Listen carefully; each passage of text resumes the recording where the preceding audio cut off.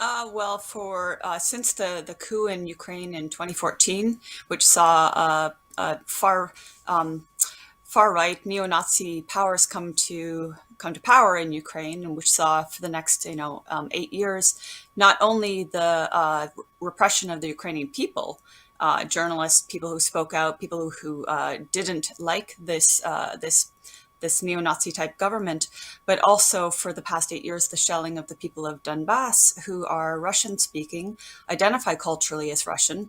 And when they saw the crimes that were happening in Kiev and later in Odessa, where 42 people were massacred, at least 42, that's the minimum number, in the fire in the trade house, which was deliberately this was a deliberate massacre, and it still has not been investigated by Ukrainian authorities. When the people in the Donbass saw that, Donbass being eastern Ukraine, they said, "We don't want that coming to us. We want to be autonomous."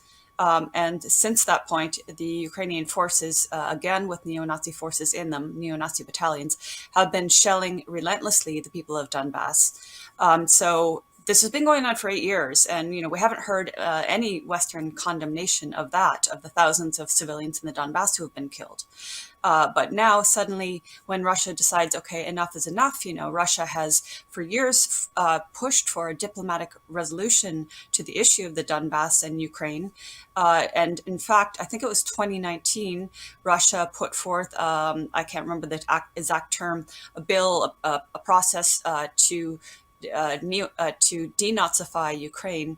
Ukraine and the U.S. did not agree with that. So that's one notable point that the West has been supporting these neo Nazis in Ukraine, including Canada, and right now there's a whole lot of outcry about Russia having currently waged an operation in Ukraine to denazify Ukraine.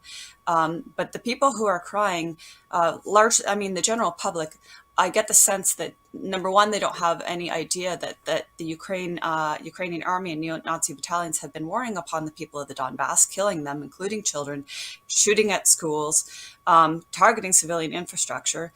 And number two, I guess they're just simply not aware of these neo-Nazi factions within Ukraine, because I don't see how any logical, rational, empathetic person could ever support what's happening in Ukraine.